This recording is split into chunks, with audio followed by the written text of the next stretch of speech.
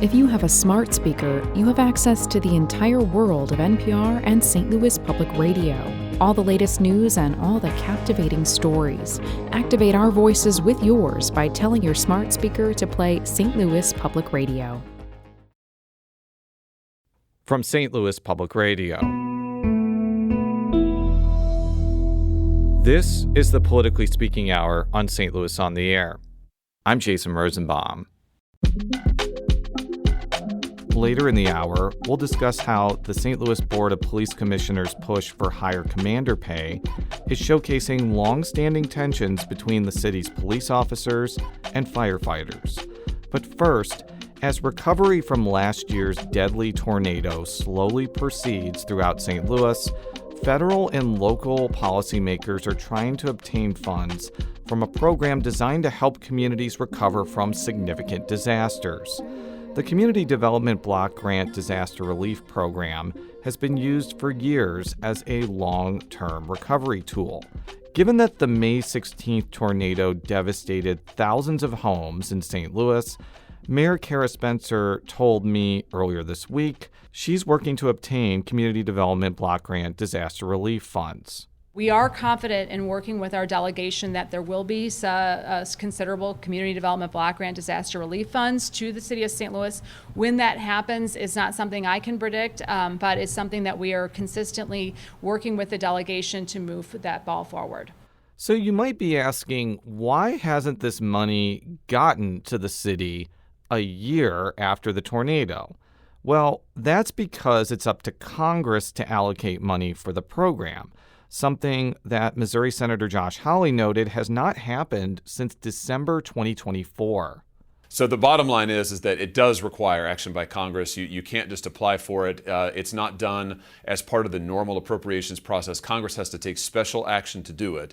Am I in favor of it for St. Louis? I am. I have already indicated both to our leadership here and to the administration, I think that we should do this for St. Louis. We haven't passed any disaster relief since the St. Louis storms a year ago for anybody in the country. We have not done any disaster relief at all. I think that's a mistake. Democratic Congressman Wesley Bell says that he also supports allocating CDBG-DR funds to help St. Louis. But the St. Louis County lawmaker is skeptical that his colleagues or President Donald Trump's administration will prioritize funding for that program. At this point, we need Republicans to do their part. And we need them to join us because these natural disasters impact everyone, not just Democrats and Republicans. And at the end of the day, we got to put our flag down because, if we can't get Republicans to join us, then you know what? There's a good chance we're going to be in the majority and we're going to keep pushing until we reimagine the way disaster relief looks, because it's not just St. Louis, it's other places as well. Joining us now to discuss the Community Development Block Grant Disaster Relief Program and the overall federal response to the St. Louis tornado is Sarah Labowitz, a senior fellow at the Carnegie Endowment for International Peace. Labowitz worked for the City of Houston Housing and Community Development Department and was a policy advisor at the U.S. Department of State. Sarah, welcome to the Politically Speaking Hour on St. Louis on the Air. Thanks so much for having me. Let's start with a basic question. What is the Community Development Block Grant Disaster Relief Program? What an acronym, right? CDBG-DR. Yes. So this program is an emergency program, and it requires an emergency appropriation from Congress to provide block grants to communities that have just been through a disaster. So unlike the FEMA money, it is money that the community then gets to decide within HUD rules how it wants to spend and prioritize those dollars. And you mentioned FEMA, and I think that I'm not trying to say that the FEMA individual assistance is meaningless to people that have gone through a disaster.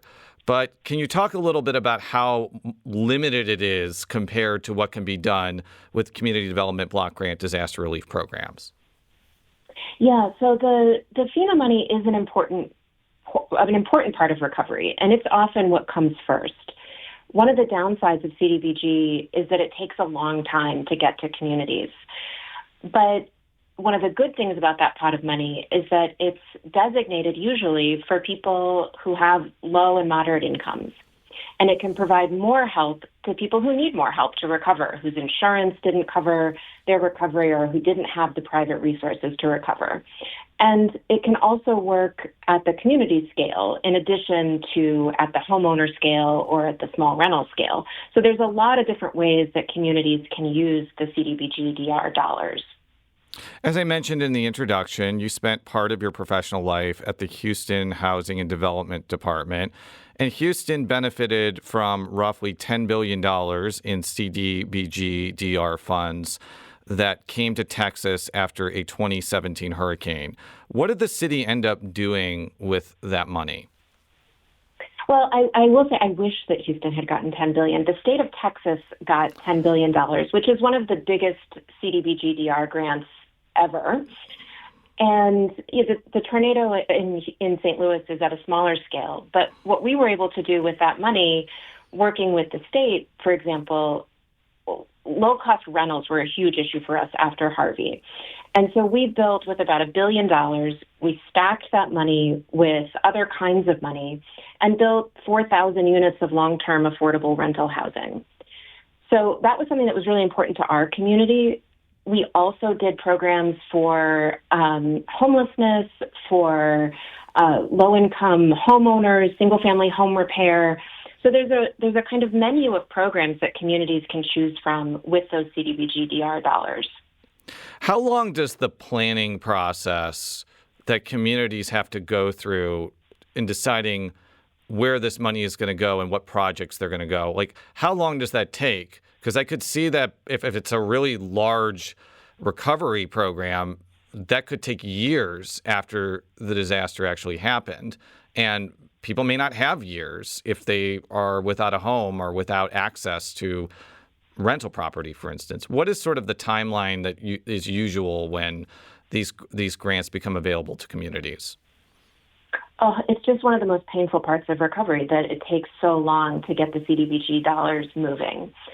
You mentioned it's a congressionally approved program. So every time there's a disaster, Congress has to create this pot of money, and then HUD has to write the rules for it. And lately, that's been taking a really long time. So the first step is that Congress has to act. Second step is that HUD has to make the money available to the state of Missouri or the city of St. Louis. And then the third step is that the city or the state have to negotiate a grant agreement with HUD. And to do that, they have to do community engagement, community planning. They have to put forward an action plan. And those programs that they want to run have to be approved by HUD.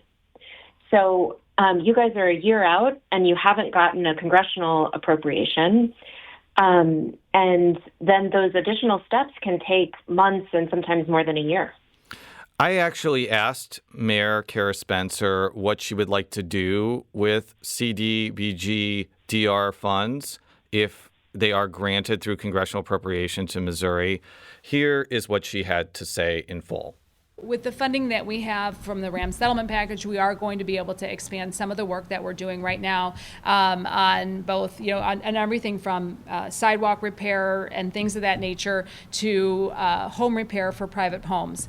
We've also got to have some funding to rebuild. There are many homes, several hundred homes that have had so much damage that we cannot repair them. They can't be repaired. And so those homes are coming down. We've got some debris removal that is still going to be in process, and the rebuild effort, what that looks like. Single-family homes, it looks like rental, it looks like some homes for folks in older age brackets, some assisted living. So we've really got a lot of work to do on the rebuild effort to rebuild our communities, including some of our commercial corridors. So the Community Development Block Grant funding plan will come alongside of those funds, and we're going to be working with our federal delegation to ensure that we get as many of those dollars as possible. That was St. Louis Mayor Kara Spencer explaining how she would want to use Community Development Block Grant Disaster Relief Funds. So, Sarah, I know that you are not zeroed in on the nomenclature of St. Louis completely. What she was talking about with the RAMS funds is there was a settlement that came about from the departure of the St. Louis Rams, and some of the money is going to help tornado victims. So with that as context for you, so you're not just incredibly confused by that point, what is your impressions of what the mayor said in terms of sort of the broad outlines of what she wants to do with that money? Well, if I could put on my community development block grant planning hat, I would translate what she said into program terms. And I would say that it sounds like she wants to run a single-family home repair program that would target low-income homeowners who otherwise wouldn't have resources to recover. That's a really difficult program to run at scale. It's going to take really competent vendors and contractors to make that happen. It sounds like there's also an interest in doing some multifamily housing for seniors, where you might have apartments or subsidized assisted living for seniors. So that's something that you can do with CDBG dollars. And then on the community development side, economic development is another program under CDBG DR where you could provide grants or otherwise help a commercial corridor revitalize. And that's really the work that the city is going to have to do in that planning process, is figure out what are the programs that are most important to us, how are we going to run them really efficiently, and how do we stack federal dollars with other kinds of money so we make the federal dollars go as far as they possibly can. And in a lot of communities, what you end up seeing is that you stack both federal dollars with local and state dollars and charitable dollars. And I think the philanthropic sector is really important in that kind of stacked vision of recovery. The single-family home repair that you mentioned being difficult, does a lot of that have to do with the fact that there are just so many contractors that exist in a certain area? You can't just snap your fingers and tell people, build a bunch of houses if those aforementioned vendors and contractors do not have the capacity to do what the mayor and other people want to do. I just want to make sure that's one of the biggest reasons why that's so difficult. Sure. The contractor capacity is one big factor. And I think especially having nonprofit developers in your community, that's a real asset. So if you have developers like a Habitat for Humanity who have the right incentives to help people and to make efficient use of funds, that's a real asset. There often are not enough of those in the community. But the other thing is that to do home repair programs at scale, you have to honor what people need and want in their home. And so what are the design choices that people have that you can execute at scale? And so getting the community engagement right, having design charrettes so that people can see and feel what these homes are going to look like and have input into the design choices, that's really important too. So again, that competency, not just in the people who are hammering nails into roofs, but the people who are going to go out into the community to enlist people in those programs, to talk to them about the programs, to help them navigate. It's hard for anyone who's doing a home renovation or a home repair. And so you often need navigators to help people make it successfully through that process. You mentioned earlier that this is a program where the money has to be allocated by Congress in order for places like St. Louis to benefit from it. I was talking with Senator Josh Hawley earlier this month, and he pointed out there has not been a supplemental appropriations bill for CDBG DR funds in well over a year. From talking with you offline, December 2024, I guess is the last time this has been passed. Is that unusual? Is the gap between when this funds have been allocated always been this long between bills? No. So when Harvey hit, it was within about 4 or 5 months that we got an emergency appropriation for CDBG. And then we got several more appropriations over the next months and years. So it used to move more quickly when Congress was passing more legislation. Senator Hawley, you're right that it was December 2024 when Congress last did a CDBG appropriation. It was for $12 billion, and it went to dozens of jurisdictions that had been hit by disaster in the previous 2 years. So if you remember, for example, the Hawaii wildfires that happened in August of 2023, they had to wait until December of 2024 to get that emergency appropriation. And then you have a place like Western North Carolina that got hit really hard in October of 2024, they did get some money out of that December 24 package, but they need more money. And that's often the case with recovery that takes a long time and that is really significant, where you might need multiple appropriations. So they are still waiting for their second appropriation.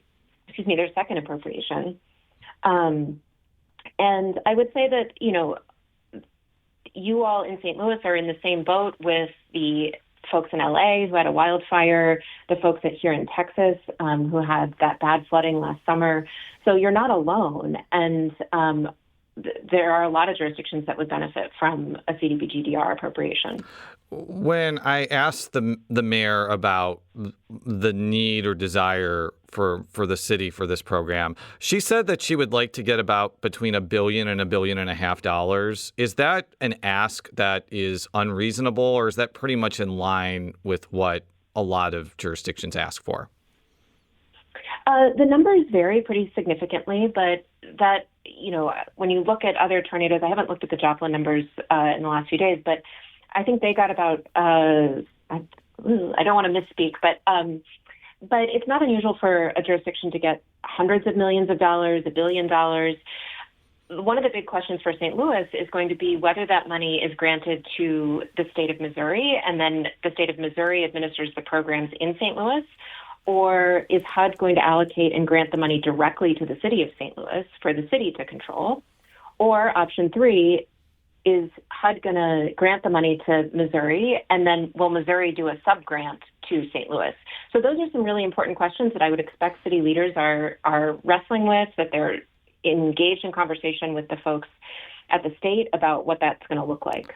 Earlier this week, Democratic Congressman Wesley Bell introduced legislation requiring the U.S. Department of Housing and Urban Development to submit reports to Congress within 60 days of a presidential major disaster declaration and provide quarterly updates identifying unmet needs that could be addressed through CDBG-DR funding and related federal programs. Here's Congressman Bell explaining why he thinks this legislation is necessary. What we're seeing is that the recovery process is not timely, is not transparent, it's not responsive to the actual needs of folks in those respective communities. Obviously, St. Louis in our situation, and far too often communities are having to rebuild while the federal government is working with outdated or incomplete information. And essentially what this particular bill does is ensure that recovery gaps are identified early and continuously assessed so communities can access the support and resources they need to rebuild stronger, but also to rebuild faster. That was Congressman Wesley Bell, a Democrat from St. Louis County, who is sponsoring legislation around documenting the need for community development block grant disaster relief funds. Sarah, what do you think of this idea? Well, I guess I would respectfully disagree with the congressman that it's really an information problem. I think it's a speed of funding problem. And there is legislation that has been introduced to permanently authorize the CDBG-DR program. We talk a lot about these kind of complexities of the legislation and the process and everything else. The key difference between FEMA's programs and HUD's programs is that FEMA's programs are permanently authorized.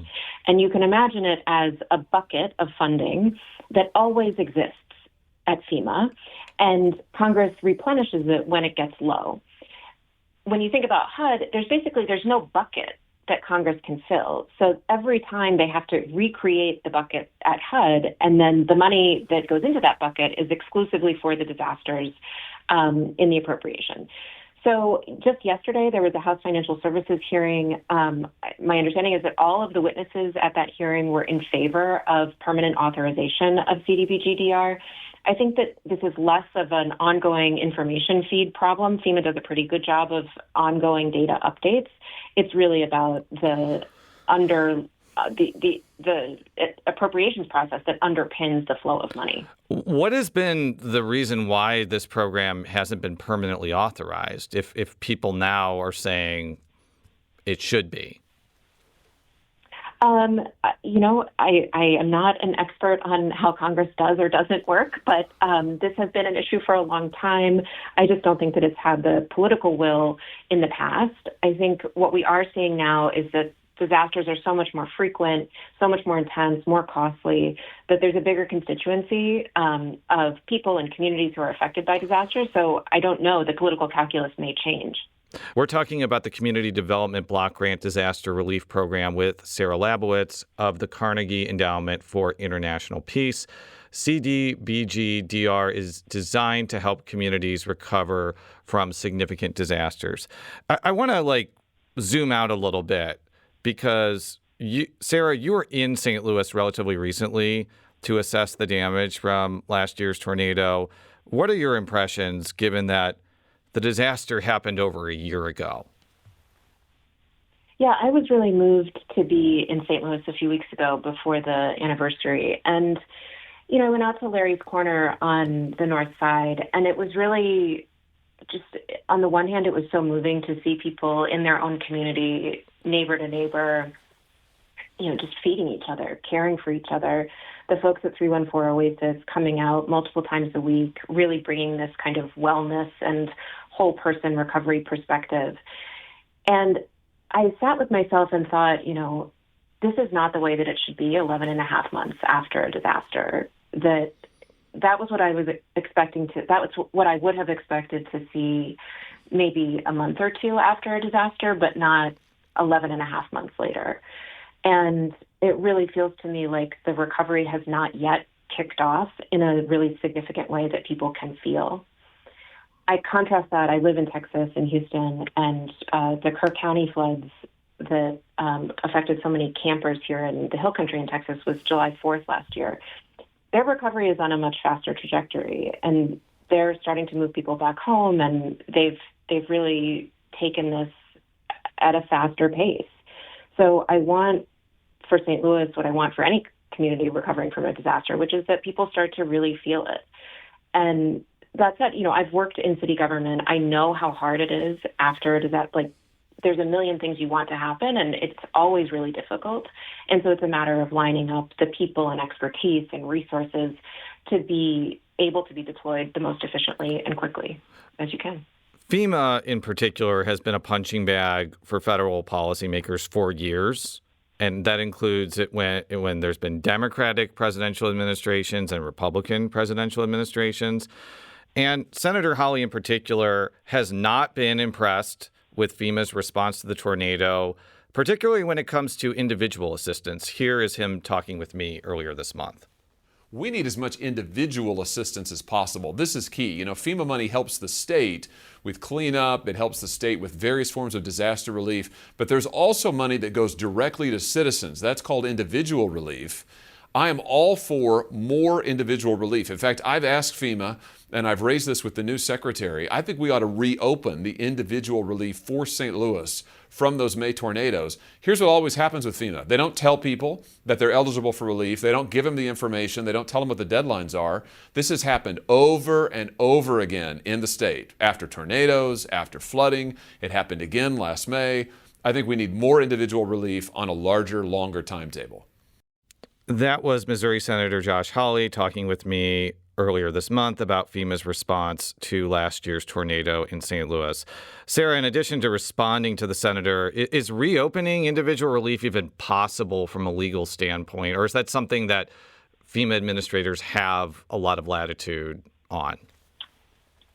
I would say in all that, so much of recovery is about formal rules and then about exerting the kind of political pressure that you can on the process. And so, I think there are a set of rules, and then there's some creativity that the administrator and others have in how they implement those programs. So I think that would be up to the FEMA administrator. So far, out of the disaster declaration on June 9th last year, there's been about $52 million spent in Missouri for the individual and households program. And about $60 million in public assistance, which is for things like debris cleanup and emergency responder overtime. I will say the average amount that households have gotten in Missouri for the tornado is $5,600. That's higher than the average that we see across the board, which is about $4,000. But for anyone who's gotten their home devastated by the tornado, that's nowhere near enough to fully recover. These programs are designed, I should say, to be a supplement to insurance and private resources, charitable resources, but $5,000 is just not enough to get people whole in most cases. There have been efforts in Washington, D.C. to make FEMA an independent agency by taking it out of the Department of Homeland Security. There seems to be bipartisan support for this, frankly, because Missouri Congressman Sam Graves is a backer of this. And I saw an interview with Florida Democratic Congressman Jared Moskowitz, who used to be an emergency response person in Florida, who also supports taking FEMA out of Homeland Security. Is that an idea that would actually make relief flow quicker to people, or is it just putting the same old problems in a different container, so to speak? In this case, it would be an independent container as opposed to the Homeland Security container. Yeah, I mean, I think this is a kind of compelling talking point that if we just moved FEMA out of DHS, that the problems would go away. I don't really agree with that, and I think there's been a lot of discussion over the years of how do you reduce the administrative burden, how do you speed up aid, how do you increase equity in FEMA's programs.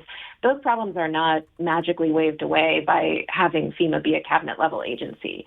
So, I think there's been a lot of discussion, and Representative Graves has been a real champion of the FEMA Reform Act, or the FEMA Act of 2025. I'm not sure if it's now the FEMA Act of 2026, which is a bill out of the Transportation and Infrastructure Committee that would take aim at deeper reforms within FEMA. And I think that's where the discussion gets more interesting in terms of how do you get money moving faster? How do you reduce the timeline for reimbursements? How do you reduce the administrative overhead costs, both at FEMA and in the places that are administering the money, so that jurisdictions don't have to take out big loans in order to float the money that they will then get reimbursed for. So it's a more technical conversation than just move FEMA into a cabinet-level agency. But I think that what people are speaking to is that they want disaster recovery to look different. And I think that is a sentiment that a lot of people agree with.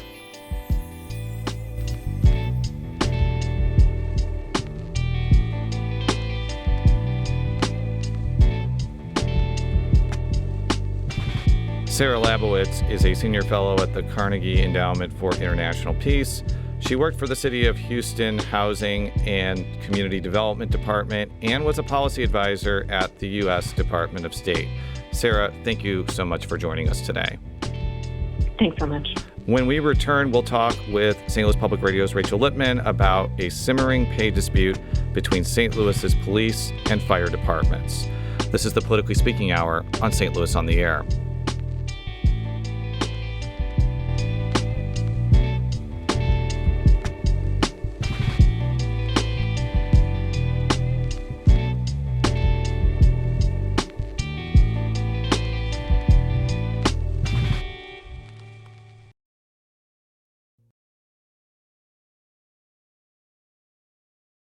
Welcome back to the Politically Speaking Hour on St. Louis on the Air. I'm Jason Rosenbaum. It's fair to say that the St. Louis Board of Police Commissioners produced some contentious meetings over the last few months. The board, consisting primarily of gubernatorial appointees, has sought significantly more money for the St. Louis Metropolitan Police Department, often in opposition of city officials of all ideological stripes. For instance, earlier this month, the board sought to boost the salaries of police commanders, but decided to hold off on the move after St. Louis Mayor Kara Spencer objected. Spencer pointed out that the city's charter contains something called pay parity, meaning that any raise for police officers also requires a pay boost for city firefighters. No department operates in a vacuum, and unfortunately, the Board of Police Commissioners has been operating largely in a vacuum and proposing raises, pay scales, and other things without consulting directly with the city that employs them. Board of Commissioners President Chris Saraceno contended that the raises are long overdue for an agency that struggled to be competitive when it comes to pay. The men and women of our command staff have gone well and above and earned every a raise, and hopefully we can deliver that to them here very shortly. Joining us now to discuss why this particular meeting of the Board of Police Commissioners exposed long-standing tensions between the city's police and firefighters is Rachel Lippmann, who covers courts, St. Louis politics, and public safety for St. Louis Public Radio. Rachel, welcome back to the Politically Speaking Hour on St. Louis on the Air. It's always a good time, Jason. It always is a good time. So let's start with a little background. How do raises for police officers work in the city of St. Louis? Because it seems there are multiple tracks. Yeah, so there is what we think of as the, rank and file St. Louis police officer, the one that you see out on the street in the patrol car, answering the radio calls, some of the lower level detectives. They and the first line commander. So the sergeants, they negotiate contracts just through standard bargaining through St. Louis Police Officers Association. And they've managed to secure some pretty sizable raises for those men and women over the past several years. There was a 7% in January. That was on top of a 7% in 2025 and an up to 13% raise starting in 2023.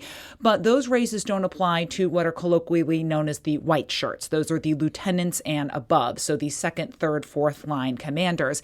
And it is those raises that are not really negotiated because they aren't unionized. They just kind of work and advocate for getting additional pay and higher pay, not through an official bargaining process, but through conversations with the command staff, budget people, etc. How does pay for St. Louis City Police compare to, say, St. Louis County Police? My guess is it's lower, even though on paper working for the city would be a more difficult and dangerous job under some circumstances. Under some circumstances, yes. I think policing in general, we can say, is a dangerous job under some circumstances. But the reason before people get very mad at me, I think that even people who patrol Wildwood would concede that their job is not as difficult as patrolling parts of St. Louis. That's what I mean by that. I think that is fair to say. Continue. And you are right that, yes, St. Louis County police officers do make quite a bit more than their counterparts in the city of St. Louis. For example, St. Louis County negotiated a contract that took effect in 2025, where a first-year officer will make about $64,000 a year by the end of the deal in 2027. For comparison, in 2025, a St. Louis police officer starting out was making about $57,000 a year. What was the general argument that members of the Board of Police Commissioners were making to increase funding specifically for commanders? There were a couple of different things at work there. Number one is there are some circumstances in which sergeants, because they're eligible for overtime, can make more than the lieutenants that they report to. And what you set up there is a situation where nobody wants to move up in the pipeline. Nobody is interested in taking promotional exams because you're going to take a pay cut and you're going to get additional responsibility. The other thing that they are worried about is a hollowing out of the command staff that already exists. If you're a lieutenant with 20 years on at the St. Louis Police Department, you're eligible to retire. You can go jump to a different department, same rake, and make quite a bit more money. So you're worrying about basically a barbelling where you've got like the chief because he makes a fair amount of money, lower sergeants, they're all getting raises, but you're missing that middle command staff that is needed to just kind of keep the trains going on time. I mentioned this in the Politically Speaking newsletter, which, by the way, you should subscribe to by going to stlpr.org/newsletters. Had to get that plug in. Of course you do. I actually understand the idea of increasing pay for higher ranked officers. I know there was a lot of commentary about like how these people didn't deserve it as much as the lower ones. But if lower ranking officers have a higher paying job to aspire to, then they may stay in the city instead of going to St. Louis County or local municipalities. Is that basically the idea here? Yes. And I mean, as we also talked about, you want to give individuals the chance to move up and a reason to move up. If you can make more staying as a sergeant with, just first line supervisory responsibilities, why do you want the additional responsibility for what may be less pay? St. Louis Mayor Kara Spencer was very unhappy with this proposal because of something called pay parity, which, as I mentioned, ties any salary increase for police to the fire department. Here's the mayor, who, by the way, we haven't mentioned this yet, is a member of the Board of Police Commissioners. Yes, as being the member of the mayor of the city of St. Louis. This is her speaking to reporters after the meeting. It was done without any consideration about how this would impact our city's budget, the resulting raises for our fire department, and the massive increases to pensions and other costs that we bear that have no bearing on the police department's budget. I have asked repeatedly that the city be involved in these conversations, and unfortunately, we have not in a substantive way. This needs to end. We need our police department to be with the city, like every other department is. That was St. Louis Mayor Kara Spencer speaking to reporters after a recent St. Louis Board of Police Commissioners meeting. Rachel, how long has pay parity been around, and how has that made it more complicated to pay police officers more money? So I think, to be fair to Mayor Spencer, her objection isn't always to giving this raise to command staff. She has said, yes, I understand that these men and women need additional pay, understands the significance and the need to keep these individuals from exiting. Her point is that for every raise that the St. Louis Police Department gets, the fire department has to find money. And that has been around since the 1970s. It actually passed in September of 1970. And it was an initiative petition pushed by the firefighters. And it was essentially for the reason that they were saying, hey, we're doing a job that is as dangerous or equally as dangerous to the St. Louis Police Department. Their wages at the time were set by Jefferson City under state control. And they were saying, hey, we deserve to get the pay that the St. Louis Police Department does. And it basically coupled those two wages together. So every increase that goes to a St. Louis police officer, a St. Louis firefighter of equal rank gets the same increase. The reverse is not true. If the St. Louis Fire Department negotiates raises for its members, the St. Louis Police Department does not get those raises. And it makes it more complicated because the Board of Police Commissioners is acting as its own separate entity now. They're given basically a lump sum of money and they say, we're going to spend it how we see fit. The city, because of parity, then has to find money that they may not have budgeted for or expected to spend for the fire department. And do you know how much money this is going to cost?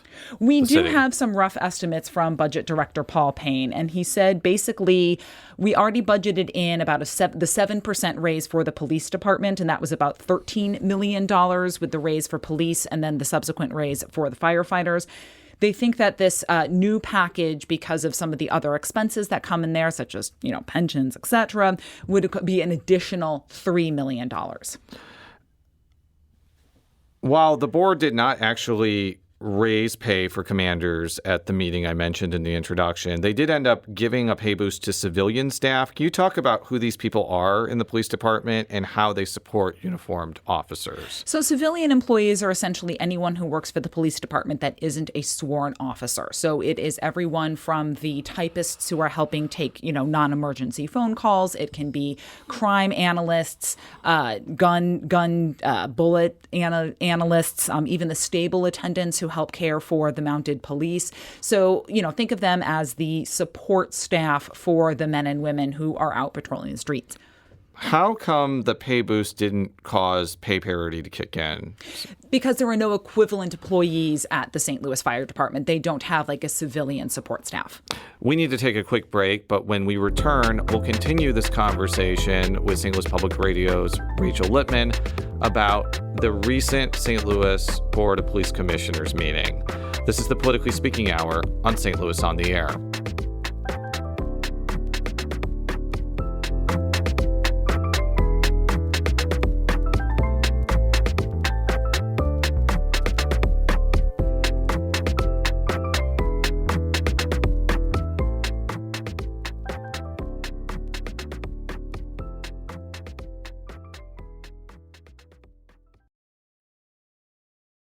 Hi, I'm Laura Hamden, and my colleague Jessica Rogan and I are your daily hosts of the Gateway newsletter.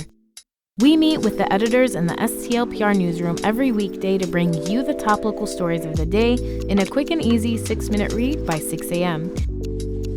In an age of overwhelm, it's a refreshing, thoughtful take on the news day, if we do say so ourselves.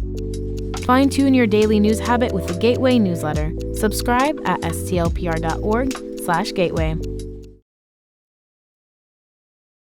Welcome back to the Politically Speaking Hour on St. Louis on the Air. I'm Jason Rosenbaum. We now continue our conversation with St. Louis Public Radio's Rachel Lippmann on a recent and very contentious meeting of the St. Louis Board of Police Commissioners. So I mentioned the contention. I would say that the whole concept of asking for more money for commanders was contentious enough. But it seemed to strike an even bigger chord based on what St. Louis Police Chief Robert Tracy said about pay parity. Here's what he had to say after the meeting on that topic. If the excuse to say you can't make this St. Louis Metropolitan Police Department competitive because you have to pay the firemen, then find out a way to pay the firemen or change the rules. So my thing was that we always give concessions to try to get a higher pay raise, and the mayor hit on it. She might not have negotiated with the fire department, but for the 3 times that I've negotiated, it was the police department was doing only the negotiations, and they automatically got the raises that we got. So how is that in good faith? If you're going to hold back a police department, you said we can give you bigger raises, but then we have to think about the fire department. So therefore, you're holding us back. You're holding us back from being competitive. You're holding us back from recruiting officers and retaining officers. So at a certain point, how do you address that if that's always going to be the excuse of the city not to give police officers the raises that they deserve and also to stay competitive? Think about that. That was St. Louis Police Chief Robert Tracy speaking to reporters about pay parity earlier this month. Rachel, what was your reaction to when the chief said all that? I mean, if you think about it from the perspective of the fire department, it's a pretty good deal for them. They don't have to go in and necessarily negotiate pay raises into their contracts in a difficult situation. They just say, hey, we deserve to be paid what the St. Louis Police Department gets.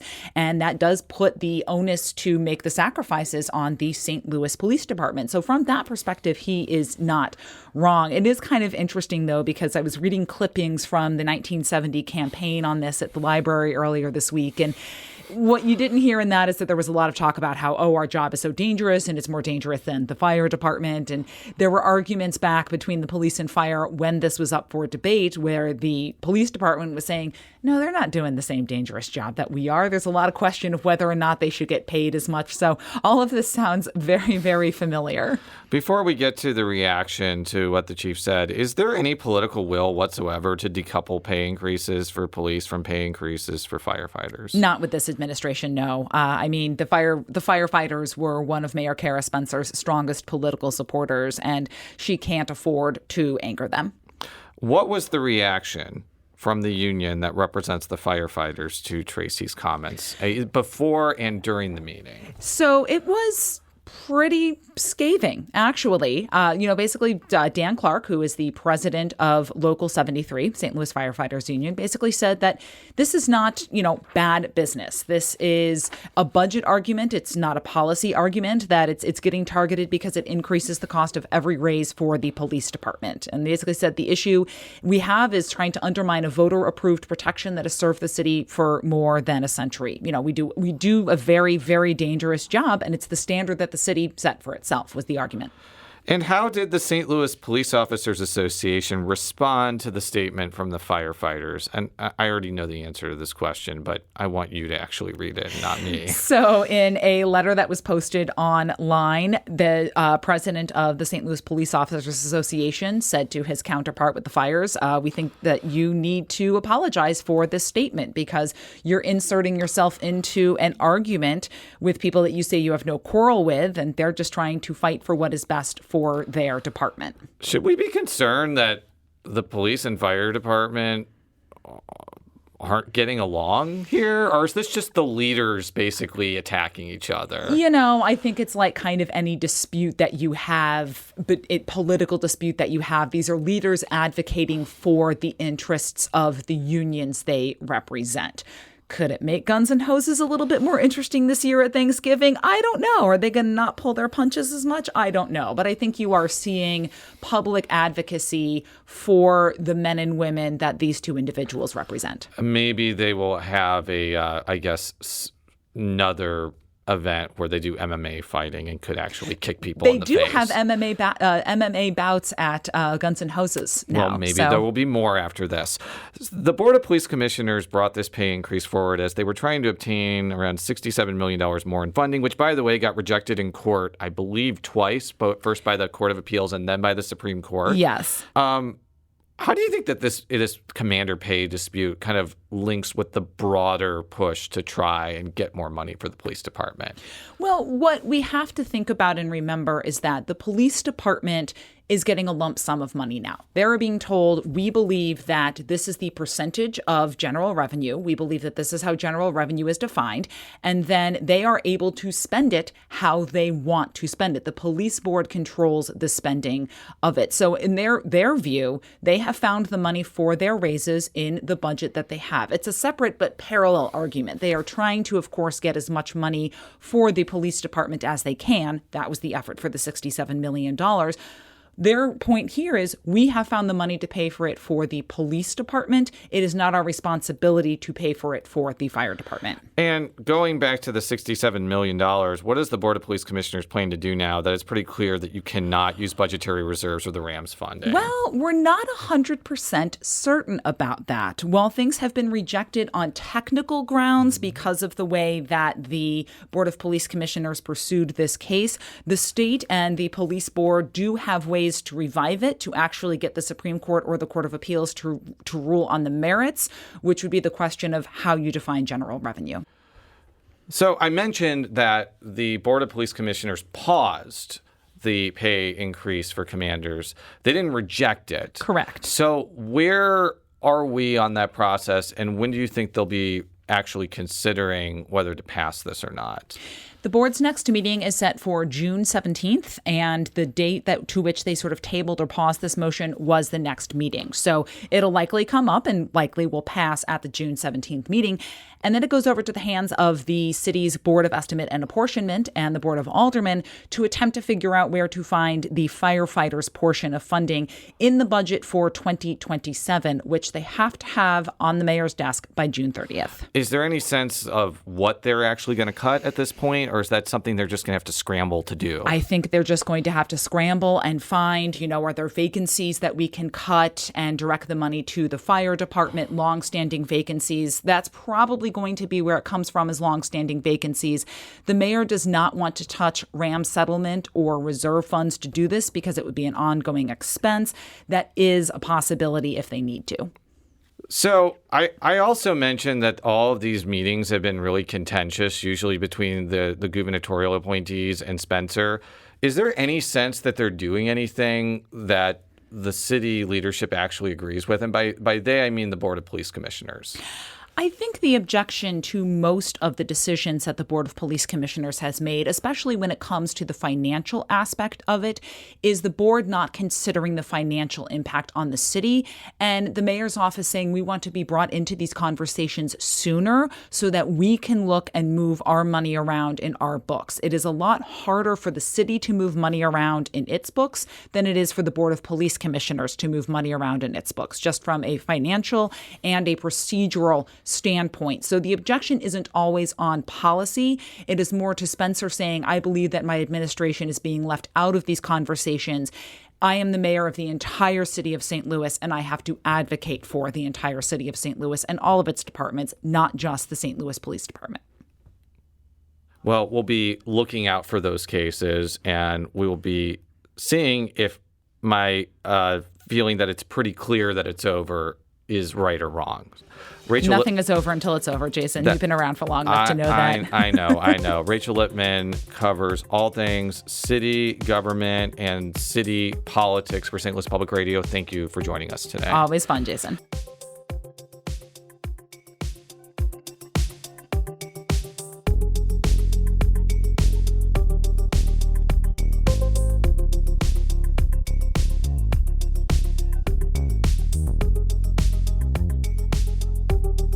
The Politically Speaking Hour on St. Louis on the Air is produced by Jason Rosenbaum, Alex Hoyer, Emily Woodbury, Danny Wissentowski, Maya Norfleet, and Elaine Cha. Audio engineering and sound design by Aaron Dorr. The politics editor is Fred Ehrlich. St. Louis on the Air is a production of St. Louis Public Radio. Understanding starts here.